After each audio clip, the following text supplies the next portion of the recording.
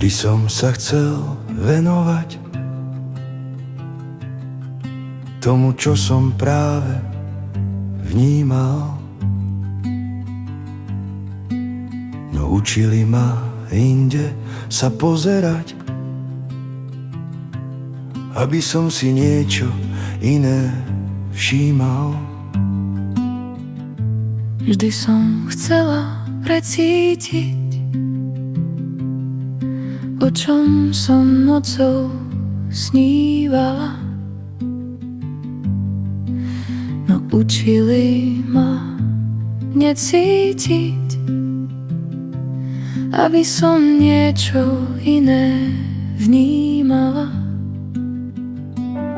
Nevedel som prijímať, čo mi bolo vzdialené. Nemohol som snívať, keď oči neboli zasnené. Len prežívanie bez radosti, nadšenia a smiechu.